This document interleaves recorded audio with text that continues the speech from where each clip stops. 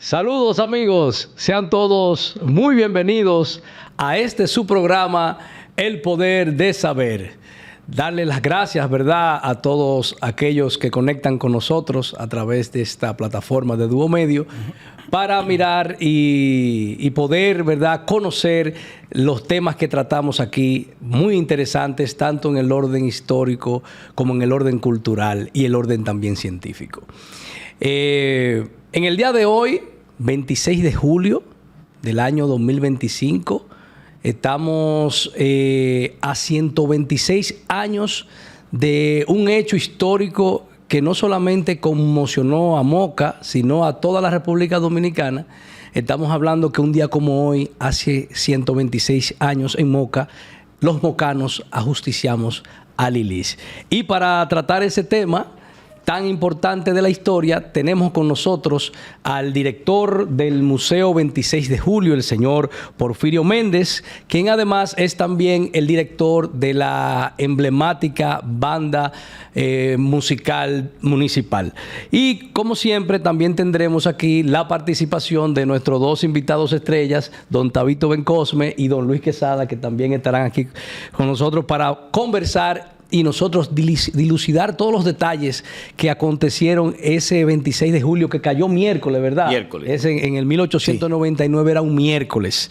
Bien, sabemos todos que, lo que somos estudiosos de la historia, que el régimen de Lilis, quien fue un régimen de fuerza, un régimen que tuvo un periodo de una crisis económica, que fue la que dio le puso la tapa al pomo, como decimos popularmente, para que los mocanos, ¿verdad?, decidieran ya de resolver ese problema que tenía la República Dominicana. Así que bienvenido, don Porfirio. Gracias, Hanle, por invitarnos aquí a El Poder del Saber. Qué lindo nombre tiene este programa. Gracias. Realmente. Nada, estamos a la disposición de cualquier pregunta que nos hagan para edificar a los amigos televidentes que siguen este espacio de Duo Medio y El Poder del Saber de tu programa. Gracias, don Porfirio, don Tabito, ¿verdad? Don Luis Quesada, gracias por estar aquí. Bueno, pues inmediatamente vamos a entrar en materia. Sabemos que antes de los acontecimientos propios del 26 de julio, sabemos que entre Lilis y Horacio ya habían algunas confrontaciones, ¿verdad? Incluso esa anécdota de que cuando Horacio estuvo ahí en el Santo Cerro y que Lilis mandó asesinarlo, ¿verdad?, con el señor Panza, de apellido Panza, que al final decidió no ejecutar esa orden y confesarle a Horacio de lo que a él le habían encomendado, y que Horacio, que era un político dominicano, un caudillo de los más importantes del siglo XIX, que no le creyó lo que le dijo el que iba a ser el autor, y se lo confesó y no le creyó. Dijo que eran cosas de él o cosas de Lili para salir de él. Pero bueno, vamos a hablar de esos antecedentes primero, antes de llegar al 26 de julio, que tuvieron tanto Horacio Vázquez como también Mon Cáceres con Lilis. Vamos a ver usted, don Luis. Sí, gracias, don Handler, gracias, amigos televidentes. Un placer compartir con ustedes y sobre todo con el director del Museo 26 de Julio, don Porfirio Méndez, y don Tabito, que es un acucioso investigador mocano. Lili mandó a matar a Horacio varias veces. Incluso el problema era que lo mandaba a matar con gente que apreciaba a Horacio. Una vez hay una anécdota, no voy ahora a referirme a los nombres porque me puedo equivocar así de memoria sin tener los datos, pero una vez lo mandó a matar. Y entonces, con el que lo mandó a matar fue donde Horacio, escóndase, que a mí me dieron órdenes para que lo matara. Y cuando él fue donde Lilis y le dijo que no lo había... Es decir, que usted no encontró al muerto. Le dijo, porque Lilis hacía un cuento de todo. Miren, hermanos, como dijo don Handler, este programa, El Poder de Saber, siempre tiene, diríamos, las primicias, iniciando estos 3 días del 10º aniversario que vamos a celebrar los mocanos y el país del Museo 26 de Julio, que comienzan viernes 25 con una conferencia magistral de Edwin Espinal Hernández, el sábado que son los actos centrales, toda la mañana, y el domingo con Festival de Batón Ballet. Pero miren, yo quiero hablar de los antecedentes del... Lili era un hombre extremadamente sanguinario, no le temblaba el pulso para matar a los amigos y a los enemigos. Me cansé de matar a mis propios amigos, decía en una ocasión Lilis. Entonces, él le tenía saña a Horacio, porque Horacio se casó con una mujer que era de una familia enemiga de él, porque era familia de Casimiro Nemesio de Moya, que en 1887, tú sabes, Horacio estaba a favor de Lili en 1887, en contra de los Moya. Así es. Pero después que el hombre se fue volteando y sobre todo que fue dándose cuenta del monstruo que era Lilis, ahí comenzaron las desavenencias y Lilis le hizo varias conspiraciones. Es importante que una vez Horacio reunió un grupo en Estancia Nueva, siempre se reunían en la casa materna de Moncáceres, ahí donde está el museo, y dijo esta frase que siempre es proverbial. Dijo Horacio al grupo de jóvenes, eran en total 35 jóvenes, porque realmente son los jóvenes los que han hecho todo en este país, desde la Trinitaria, pasando por la muerte de Lilis. O sea, la juventud se ha empoderado siempre de los momentos cumbres de la vida dominicana. Y él le dijo esta expresión. Oigan bien esta expresión de Horacio Vázquez. Horacio Vázquez es el autor intelectual de la muerte de Lilis. Le dijo, a Lilis no se le tumba ni con una revolución, porque había fracasado la revolución de Moya de 1887, ni con una invasión. Había fracasado la invasión del ¿cómo se llama? Del vapor Fanita de Juan Isidro Jiménez, que era un gran acaudalado de Montecristi. Ni con una revolución ni con una invasión. A Lili solamente se le vence con una ejecución. O sea, a Lili hay que ejecutar. Y esa noche se decidió con esa frase de Horacio ejecutarlo. Recuerden que las dos cabezas grandes son Horacio y Mon. Mon fue el autor material, que no estaba previsto que fuera el autor material, porque eso es bueno decirlo por honestidad historiográfica. A quien se le asignó matar a Lilis fue al joven Jacobito de Lara.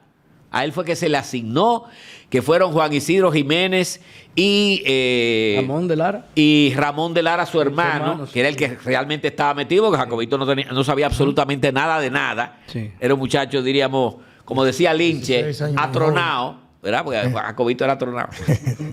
Aunque le duela a mucha gente. Vamos a dejarlo con lo de irreflexivo. Irreflexivo, está bien. Entonces, aunque sí era uno de los hombres más buenmozos, entre los tres hombres más elegantes de todos los tiempos que ha habido, se le comparaba con Roberto Valentino, el artista, el Tom Cruise de aquella época, a Jacobito.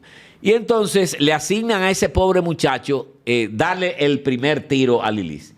Claro, un muchacho que tenía apenas 17 años, cuando Lilis a las 3 de la tarde, el miércoles, como usted dijo, don Handler, miércoles 26 de julio de 1899, día de San Joaquín y Santa Ana, los padres de la Virgen María y los abuelitos de Jesús, los abuelitos maternos de Jesús.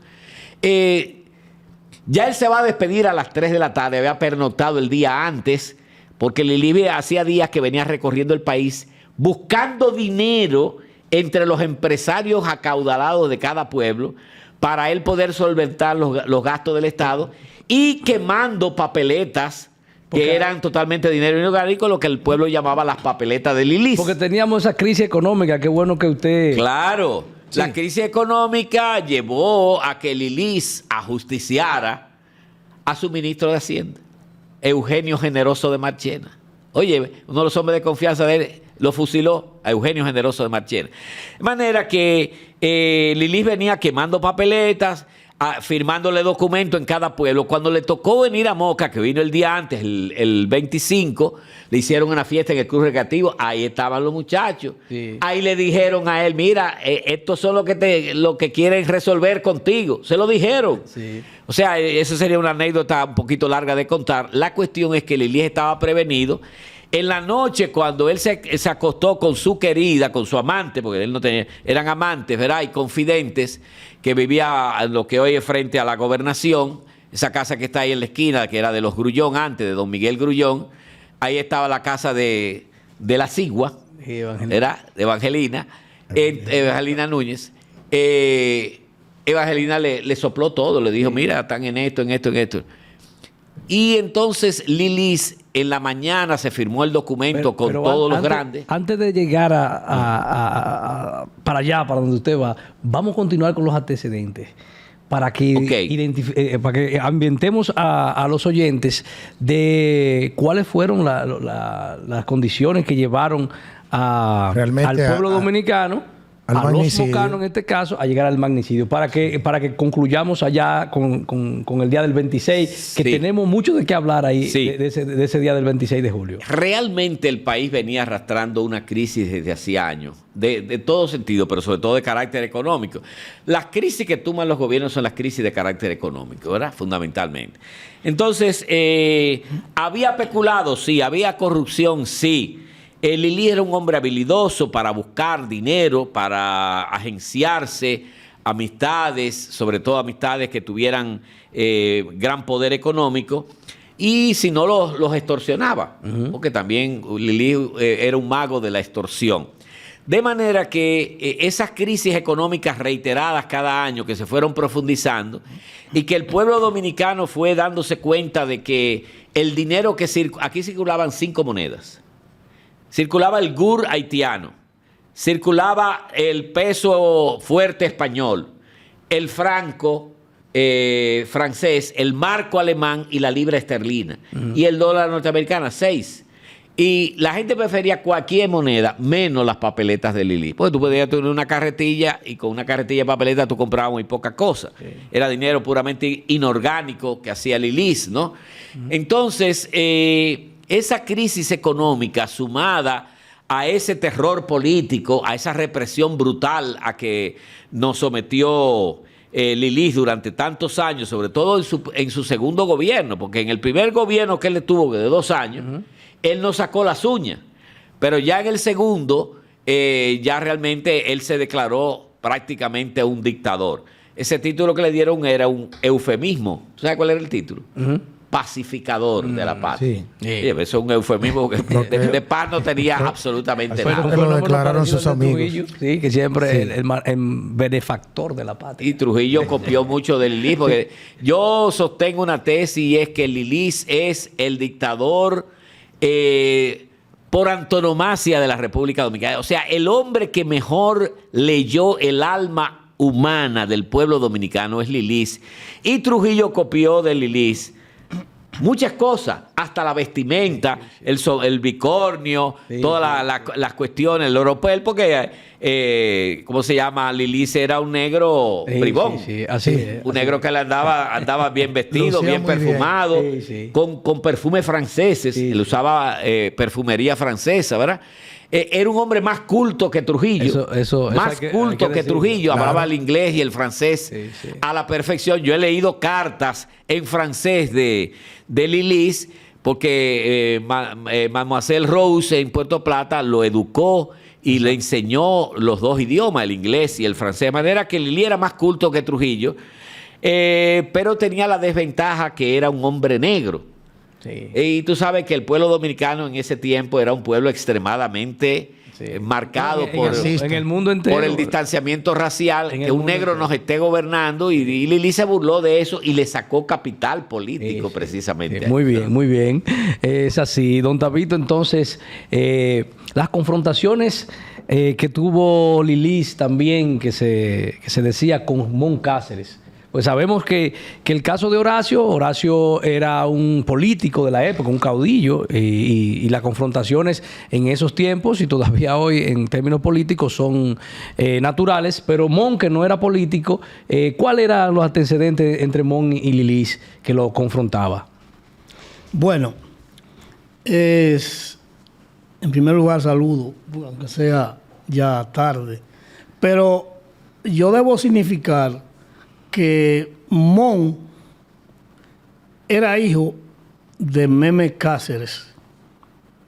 Meme Cáceres, o Meme, fue vicepresidente de Báez. Y en 1900 y se perfilaba como un futuro presidente. era un hombre presidenciable. Y en 1878 fue asesinado vilmente mientras él visitaba una casa en hora de la noche. Y ahí fue asesinado. Desde el primer momento se decía que ese asesinato, Lilis tenía su redes ahí, tenía su culpabilidad o sus intereses de que Memé fuera asesinado, porque eso le daba paso a otras aspiraciones. Este muchacho, Mon, creció con esos comentarios que se hacían. Es bueno que se sepa que Lilis era un hombre sanguinario porque Lilis desde antes se dijo que fue el ejecutor de la muerte, del asesinato de Pepillo Salcedo en 1864, que era el presidente en armas de la Restauración. Se dice que fue el que ejecutó eso. Lilis tenía esos antecedentes criminales. Fue el que ejecutó el decreto de San Fernando en 1882 en la presidencia del padre Meriño, y que él era el ministro de lo Interior y Policía, y que después eso le dio paso a la presidencia de la República en 1882. Lilis crece y sigue y desarrolla sus antecedentes y su presidencia, y la segunda presidencia derroca a Gregorio Villini, que fue, o él ayudó a derrocar esa presidencia. Bueno, como les decía, Mon crece con ese pensamiento. Ese fue el que mató a mi papá. Esos eran los antecedentes que tenían. Ese fue el que mató a mi papá. Y Mon, al juntarse con Horacio, que eran primos hermanos, viene don Horacio y Mon, se combinan para, como decía don Luis, estaban convencidos de que a Lilis no se le derrocaba ni que con revoluciones ni con levantamiento de armados. Y Mon decía, estaba convencido que a Lilis había que matarlo. Así es. Había que matarlo. Y así se produce lo del 26 de julio, que desarrollaremos y hablaremos de eso en un momento. Así es. No, es correcto. Y Horacio estaba tan convencido de que a Lilis no se le mataba a través, o se le derrocaba a través de una revolución, porque fue que él participó en la revolución en contra de los Moya, defendiendo en ese momento a Lilis, ¿verdad? Porque recuerden ustedes que Horacio tenía compromisos en La Vega en el orden privado, y también fue presidente del consejo del Ayuntamiento de La Vega, y tenía funciones militares en La Vega. Y ahí fue cuando explotó esa revolución de los Moya en contra de Lilis, donde él pudo descollar en términos militares y actuaron en consecuencia, y no tuvo resultado esa revolución de los Moya. Y por eso es que Horacio dice eso. Y para paradoja de la historia, Horacio, quien defendió a Lilis para enfrentar a los Moya, más adelante contrae matrimonio con doña Trina de Moya, que era familia de los mismos Moya de La Vega, y después más adelante entonces es el autor intelectual del ajusticiamiento de Lilis. Una paradoja de la historia. Así es la cosa. Entonces, ya sabiendo esos antecedentes que tenían Horacio y Mon con Lilis, entonces sí vamos ahora a lo que pasó el 26 de julio. Sabemos que el 25 de julio vino Lilis a Moca. Sí. ¿Con cuáles intenciones, don Porfirio? Bueno, gracias, Hanley, gracias a los amigos televidentes que te siguen, gracias a todos, a la diáspora también. Fíjense, el Lilis, debido al deterioro económico que había en el país, sale de Santo Domingo hacia Sánchez Samaná en barco. Desde Sánchez Samaná va a La Vega en tren. En ese trayecto, Lilis recibe un telegrama de su compadre Don Zoilo que le avisa que hay unos jóvenes mocanos que le van a dar muerte. Entonces, uno de sus asistentes, Guarín, le lee el telegrama y le dice: pero general, a pesar de la advertencia que le hace su compadre Don Zoilo, vamos a seguir su jefe de Estado Mayor, porque Lilis había enviado sus guardaespaldas hacia Santiago y hacia Puerto Plata porque estaba visitando los propios comerciantes de la región del Cibao. Entonces Lilis lo mira y caracterizadamente y le dice, así como Don Luis dijo, Lilis hablaba en parábola. Y dice, sí, ya lo dije y no vuelvo atrás. El que tenga miedo que compre un perro. De ahí que viene la frase, el que tenga miedo que compre un perro. Entonces, podemos decir, don Porfirio, un paréntesis, que cuando se cita esa frase entonces, de que cuando tú tienes miedo, el que tenga miedo que se compre un perro prieto, hay que decir entonces, el que dijo esa frase lo mataron. Sí, exactamente. Lilis era un general muy guapo que había peleado en la guerra de la Restauración contra Gregorio Luperón, porque él anteriormente era un patriota. Sí. Lo que pasa es que la ambición, Luperón, sí. La ambición de poder lo llevó a prolongarse más allá, porque cuando a la gente le dan un poder, entonces se van a gloria. Fíjate, entonces, él dijo esa frase y luego entonces viene hacia Moca, viene en caballo, usó 3 medios de transporte para llegar a Moca. ¿A dónde llegó a Moca? Llegó donde su compadre, don Jacobo de Lara, que don Jacobo de Lara era un eminente comerciante de la época, importador y exportador de productos agrícolas hacia Francia. Era el que importaba batata, yuca, plátano, café, cacao, pieles, etcétera. Entonces, viene aquí a Moca a buscar un préstamo donde su compadre, don Jacobo de Lara. Quiero decir también, hay que edificar que don Jacobo de Lara era el encargado de Hacienda, el encargado de negocios de la provincia de Espaillat.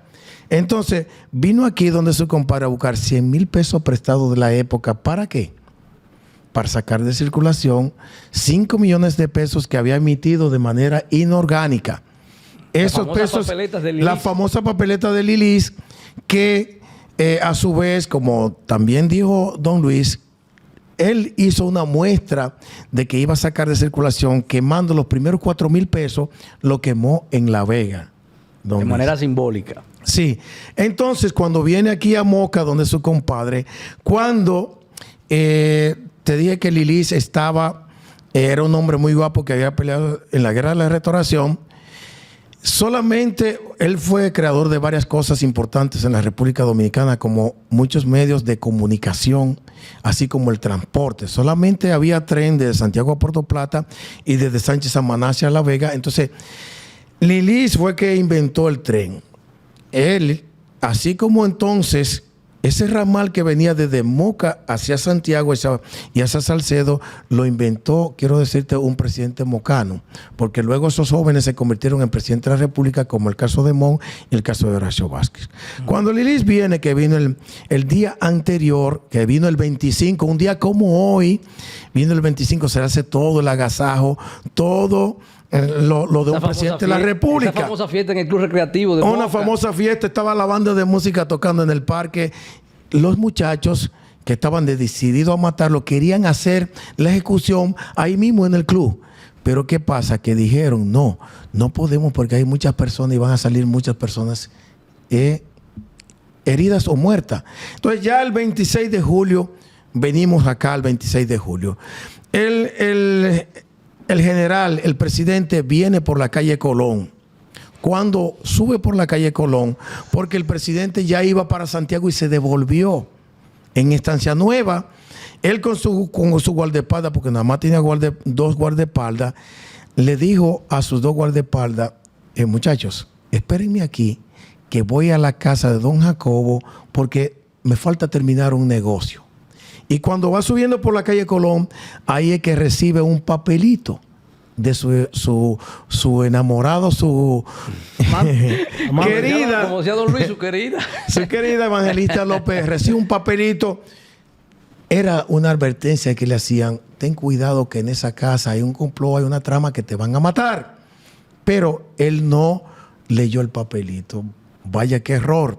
Él se echa el papelito en los bolsillos y cree que su amada, su amante, le pide dinero, saca un dinerito del bolsillo derecho y se lo entrega a un indigente, a un señor, un viejito ya casi de 80 años, llamado Eduardo Ignacio.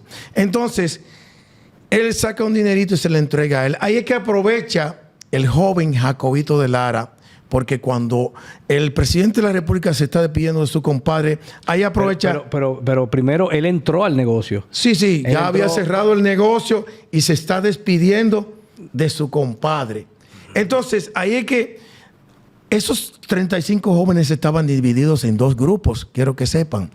Un grupo estaba con 20 hombres en la casa del frente del museo, que era la casa de don Jacobo de Lara. Ahí estaba Mon Cáceres con 20 hombres y estaba Jacobito de Lara. Y en Estancia Nueva estaban esperándolo también 15 hombres comandados por Horacio Vázquez. Si no lo mataban en el museo, allá en la casa de don Jacobo, lo iban a matar camino a Santiago, porque ya los jóvenes estaban decididos a terminar con la dictadura. Muy bien, don Porfirio. Entonces, cuando el dictador se está despidiendo de su compadre, ahí es que interviene el único que se le podía acercar al dictador, que era el joven Jacobito de Lara.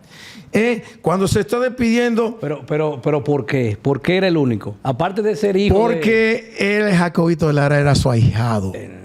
Era su ahijado porque el presidente era padrino de Jacobito de Lara. Entonces, cuando el presidente se está despidiendo de su compadre, corre Jacobito por detrás del patio y viene por la ventana principal que da a la Plaza 26 de Julio, saca el revólver de su papá y le hace 2 disparos al dictador. El dictador, esos disparos le pasan por la mejilla y por la nuca al papá, no lo hieren, pero sí hiere al dictador. El dictador corre hacia la mata de Guasuma, herido. Pero cuando Jacobito ve que no lo mata, entonces le grita a Mon Cáceres, que está en la casa del frente: tírale, Mon, que está herido. Entonces viene Mon con el revólver en la mano derecha y viene con el puñal en la izquierda. Si no lo mataba con el revólver, lo mataba con el puñal. Pero ¿saben ustedes por qué? Por eso que ha contado don Tao que había un pensamiento dentro de Mon Cáceres, que era que Lilis había mandado a matar al papá de Mon Cáceres, Memé Cáceres. Y dice la historia, cuentan algunos historiadores, que fue por venganza, pero en diferentes libros hay otra teoría. Ellos dicen que no, que fue por patriotismo. Entonces le grita: tírale, Mon, que está herido. Viene Mon con el revólver en la mano derecha y con el puñal en la izquierda y le da 4 disparos al dictador. El dictador corre hacia la mata de Guasuma y ahí es que entonces viene el mensajero.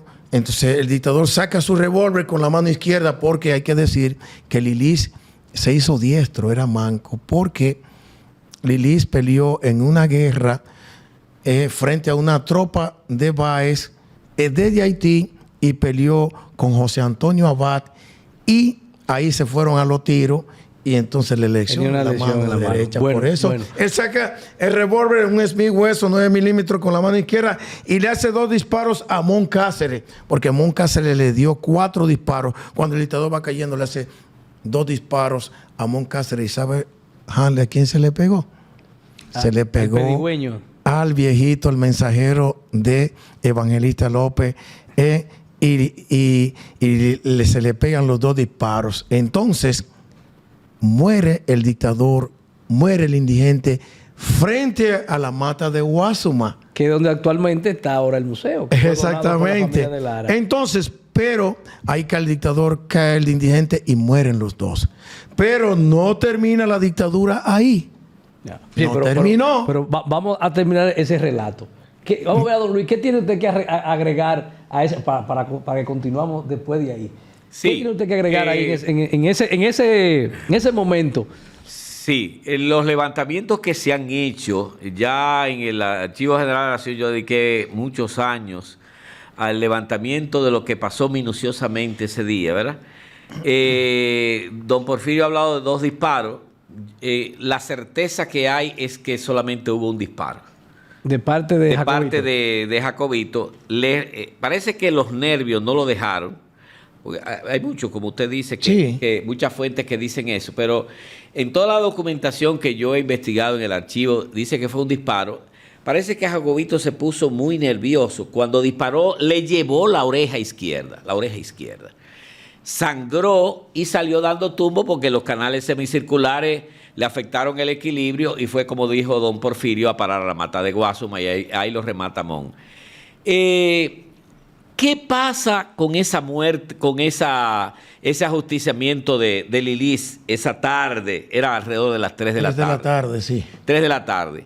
Que, imagínese usted, matar en el propio negocio a su compadre. Sí. Y que don Jacobo no estaba enterado absolutamente de nada, y mucho menos que sus 2 hijos estaban metidos en el complot. Eso fue un trauma tan grande, Handler, que es el único caso en la historia dominicana donde una familia guardó desde 1899 hasta el año 2010, oye bien, graba esa fecha, 2010, un mutis, sí. un silencio total. Aquí no se habla de ese tema, ¿no? Ese fue un trauma tan fuerte que él no volvió nunca a darle la bendición a sus hijos. Y doña Elena Cabrera, la esposa de don Jacobo, decía: no soporto seguir viviendo con un hombre que cada mañana le niega la bendición a sus hijos. Oye, ¿hasta dónde llegó el asunto, no? Sí. Entonces, cuando ya son casi las 6 de la tarde, bueno, don Jacobo se portó como un verdadero compadre, ¿no? Buscó los mejores médicos, lo arreglaron, lo limpiaron, le hicieron todas las cosas, se guardaron todas las pertenencias, se hizo un inventario. Cuando llegó el gobernador militar de Santiago, que era Perico Pepín, llegó cerca de las 6 de la tarde. Nunca sabremos cuántos hombres eran. Algunos dicen que iban 400 hombres a caballo. Para mí eso es una exageración, pero bueno, 400 hombres a caballo era un ejército. Eso es La cuestión es que el exageración. pueblo se trancó porque la gente decía, viene a darle candela a Moca, ¿no? sí. Y todo el mundo se trancó. Sí. Perico Pepín venía con ganas de darle candela a Moca, no le faltaban, y era un hombre duro. Pero cuando llegó a la casa que quedaba en el frente de donde está el Museo 26 de Julio, la casa de familia, y vio el cadáver del presidente limpiecito, arregladito, con sus 4 velas prendidas, Sí. y la familia de Lara alrededor. Vestida de negro ahí. Doña Elena vestida de negro, don Jacobo ahí. El hombre se le ablandó la Sí, cosa, ¿verdad? sí, sí. Y entonces le dice: me llevo al presidente y lo voy a enterrar en Puerto Plata. Don Jacobo, un hombre juicioso y que ya ha oído a los médicos, le dice: mire, él parece, según me dicen los médicos, que no aguanta llevarlo a Puerto Plata. Puerto Plata no estaba ahí, Sí, estaba sí. no Claro, había claro, carretera a ni nada de esas caballo cosas. y pasando ríos muy Mejor caudalosos. lléveselo a su pueblo, a Santiago, y entiérrelo allá. Y él se llevó de don Jacobo, se llevó el cadáver, lo llevó a Santiago. Cuando llegó a Santiago fue tarde de la noche, donde el cura párroco de la iglesia, no era catedral todavía, la iglesia Santiago Apóstol, y le dice: mañana vamos a enterrar al presidente aquí en la iglesia. Y el cura comienza a rebalar y dice: no, usted sabe que ya eso no se estila, que enterrar, que eso es protocolo. ¿Usted quiere que haya un entierro o dos entierros? Ya, definitivamente Sí, lo enterraron ahí, y por eso ayer yo estaba ya en la iglesia. En la iglesia, en la catedral Santiago Apóstol. Santiago Apóstol, sí. Y le dije a la gente, que me hicieron una entrevista en el público antes de empezar la misa.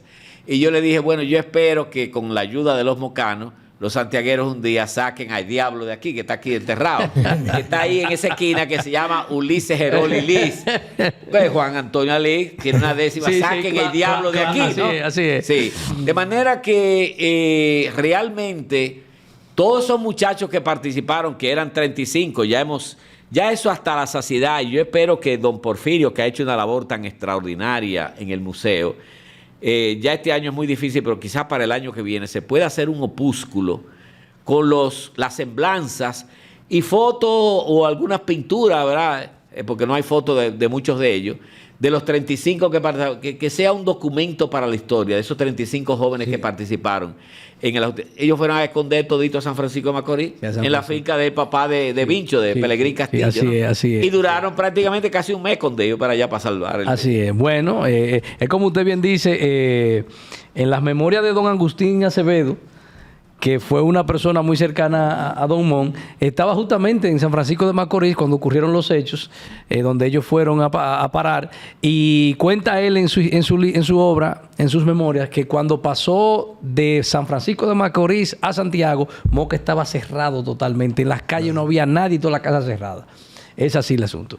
Don Tabito, ¿qué otra cosa que agregar al hecho? Bueno, pero es bueno decir que la decisión de Mon para matar a Lilis era absoluta. Porque Mon le dijo a Horacio, si nosotros no matamos a Lilis, nos matan a nosotros. Entonces, esa decisión fue absoluta. Por eso que Mon estuvo tan de cerca del dictador. Y como dicen los compañeros, que Jacobito le tira, le dispara y que yerra el tiro porque le rechazó nada más, que él cae. Entonces cuando Mon se le acerca, buen tirador, con un revólver calibre Magnum, le tira, le da 5 tiros, como bien dice Porfirio, y cae de bruces. Es ahí entonces cuando ya está agonizando que José Brache llega y le descarga su revólver. Por eso el cadáver del 9 disparos. Tiene más disparos que los del revólver de Mon. Entonces, lo de José Brache fue cuando él estaba organizando para acabar de matar a este desgraciado. Por eso que dicen que José Brache mató al muerto. Sí, así es por eso, así es. Bueno, así es. Entonces, siempre la población decía cuando él caminaba por la calle, ahí va el matamuerto. El matamuerto. Sí. Bueno, señores, estamos llegando ya a la parte final de este programa. No quisimos dejar pasar, ¿verdad?, esta fecha sin nosotros, ¿verdad?, hacer un programa especial sobre lo que aconteció el 26 de julio del año 1899 aquí en la ciudad de Moca. Bien, por último, para que cerremos el tema, ¿cuál fue la suerte entonces que tuvieron Horacio, Mon y Jacobito después del magnicidio? Bueno, después del magnicidio, como anteriormente dijeron, ellos se fueron a San Francisco de Macorís y se escondieron. Como la tiranía duró muy poco, porque dije que Wenceslao Figueroa, su presidente, tomó la presidencia. Su vicepresidente toma la presidencia. Entonces vino un mocano y le da un golpe de estado a Wenceslao Figueroa. Ya viene Horacio y tumba a Wenceslao Figueroa. Entonces, ¿qué hace Horacio? Horacio no se perpetúa en el poder, sino que una junta de Santiago lo elige como presidente interino. Y entonces él lo que hace es que no dice yo soy el presidente, sino que reúne a la población y convoca a elecciones. Y gana entonces Juan Isidro Jiménez. Y él queda como vicepresidente. Exacto, exactamente. O sea, la suerte de Horacio fue que de ahí siguió descollando como el político más emblemático de la Dominicana. Luego, y el caso de Mon. Claro, entonces luego él le da un golpe de estado al siguiente, a Juan Isidro después. Sí, ¿por qué? Porque como el país tuvo muchos cambios de presidente, había un deterioro económico y eso llevó al traste de la intervención norteamericana en el 1916. No, y es que debió ser Horacio el presidente. Eso fue exactamente esa fórmula, Juan Isidro presidente y Horacio Vázquez vice. Claro, eso fue pero que él no tenía ambiciones. Sí, pero fue porque eso fue demostrado. Pero no lo podemos ver como un error. Fue una petición de Horacio. Sí. Porque Juan Isidro era mayor que Horacio y él decía que le correspondía el poder. Fue el mismo Horacio el que propuso. Un desprendimiento. Un desprendimiento. Porque él era presidente provisional. Sí. Bueno, y sabemos del caso de Mon, que de ahí en adelante dio el salto político, que no lo era. De ahí en adelante dio el salto político y después fue presidente. Sí, exacto. Entonces, el caso de Jacobito, después que sabemos la Jacobito era un joven apuesto, buen mozo, con sus virtudes y sus defectos. Sí. Entonces, ya luego de que ocurre el magnicidio, entonces ellos vienen al poquito tiempo, porque Jacobito estaba perdidamente enamorado de una de las muchachas, de las jóvenes más bonitas que había en Moca. llamada Emilia Michelle. Entonces, un domingo por la mañana, ella va, porque Jacobito estaba desde pequeñito enamorado de esa jovencita. Entonces, un domingo por la mañana, va esa jovencita, como acostumbran los jóvenes, a ir a la iglesia, a la misa de domingo por la mañana, va a la iglesia del Rosario. Entonces, en el parque, cuando termina la misa, va un joven, apuesto también buen mozo, ya tenía algunos otros enamoraditos, y le entrega una flor a Emilia. Que dicen que fue un enviado de Evangelina López o Núñez. Fue una trampa. Decían que ha sido para provocar a Jacobito. Entonces ella sale como jovencita al fin a coquetear con esa flor. Ese jovencito celoso va, mira esa acción, porque ella lo hizo para darle celos a él. Va a la casa de don Jacobo de Lara, busca el revólver con que se había ocurrido el magnicidio, va al parque, saca su revólver y le da un tiro a Emilia. Sí. Emilia por eso entonces muere. Entonces ya Jacobito, magnicidio y esa acción.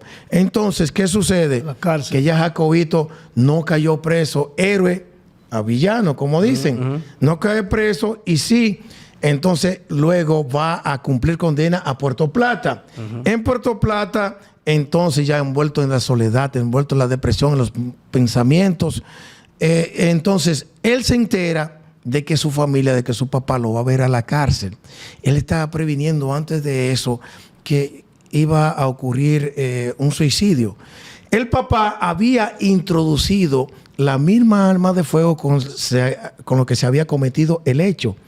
Entonces, o los hechos. Sí, porque Lili era de Puerto Plata y corría peligro en la cárcel de Puerto Plata, Jacobito. Él retrasó el suicidio. Entonces, allá sus padres van y lo visitan a la cárcel. Entonces, cuando él le hizo un pedimento a su padre, yo quiero que el hermanito más pequeño que no se había bautizado le pongan mi nombre para que perdure para siempre. Yo sé que su papá encontró eso muy raro de él, pero ya estaba previniendo esa situación. Pero antes de eso, Hanley, quiero decirte que había una poeta, una periodista llamada Virginia Elena Ortea. Sí, que le hace la entrevista allá. Lo visitaba frecuentemente. Sí. Entonces, se dice que ella también estaba enamoradita de él o enamorada de él, porque él le concedió esas entrevistas a ella. Fíjense que una persona que esté preso, que es un recluso, no anda dando entrevistas. Entonces, ella le concede varias entrevistas a ella, y ella lo que hace es que escribe un libro de todo el acontecer, el antes y después de ocurrido el magnicidio, muy bien. Homicidio. Entonces, esa periodista llamada Virginia Ortea escribe un libro llamado Crónicas Puertoplateñas, la cual esa es la que publica la entrevista. Publica la entrevista y nosotros la tenemos en el museo. Que ahí vamos, porque ya se nos terminó el tiempo. Lamentablemente el tiempo en televisión es mucho que hay que hablar de ese acontecimiento. El tiempo es inexorable. Brevísimamente, don Porfirio, ¿qué cosas exhibe el museo que la gente, que usted le pueda hacer un llamado al público para que visite el Museo 26 de Julio, donde se estableció en el mismo lugar donde don Jacobo de Lara en su tiempo tenía ese negocio, donde fue a visitar Lili, donde fue asesinado? Mira, ¿qué cosa exhibe? ¿Cuáles son los atractivos del Mira, museo? Harley y los amigos oyentes, el museo... Brevemente, por fin. Sí, el museo es un lugar histórico, educativo, cultural y turístico, porque debido a que el presidente de la República declara Moca como provincia turística, ha sido una fuente de turistas. Entonces, hay muchas cosas importantes que ver, pero nosotros estamos de celebración, Hanley. Quiero decirte que estamos celebrando los 10 años del inicio del museo y el 126 aniversario del ajusticiamiento de Liz. En el museo, desde que usted llega a la Plaza 26 de Julio, hay murales, hay árbol, hay monumento, hay muchas cosas que ver en el museo, con unas guías extraordinarias, un personal capacitado que está preparado para recibirlo. Y entonces tenemos objetos, tenemos monedas, tenemos colecciones para todo el público. Nosotros tenemos una un complejo de educación histórica en la cual usted va a aprender todo lo acontecer, el antes y después de ocurrido ese hecho tan importante que marcó el antes y después en la historia de la República Dominicana. ¿Por qué? Porque el 26 de julio es lo que marca el Día de la Libertad del siglo XIX. Quiero que sepa y que le pido a las autoridades, aquí a don Luis presente, que vamos a pujar para que se declare también, así como el 30 de mayo, Día de la Libertad del siglo XIX, el 26 de julio. Bueno, gracias, don Porfirio, don Tabito, don Luis Quesada, por acompañarnos en este conversatorio del 126 aniversario del ajusticiamiento de Lilis en Moca, el 26 de julio del año 1899. Hemos llegado al final, lamentablemente, de nuestro programa. Decirte, don Porfirio, que sí, ya incluso el Consejo de Regidores emitió una resolución donde pedimos que el 2 de mayo, que ya va bien encaminado, ya el Senado empezó esos trabajos, pero que también el 26 de julio se ha declarado como Día de la Libertad, como también un hecho histórico que dio al traste a la libertad en ese gran episodio aquí en Moca. Así que nosotros nos despedimos de ustedes en esta fecha tan importante, el 126 aniversario del ajusticiamiento de Lilis, que fue otro hito histórico que se anota Moca para la historia de orden patriótico de la República Dominicana. A ustedes las gracias por la amabilidad de permanecer con nosotros hasta este momento y hasta otra entrega de este programa, El Poder de Saber. Muchísimas gracias.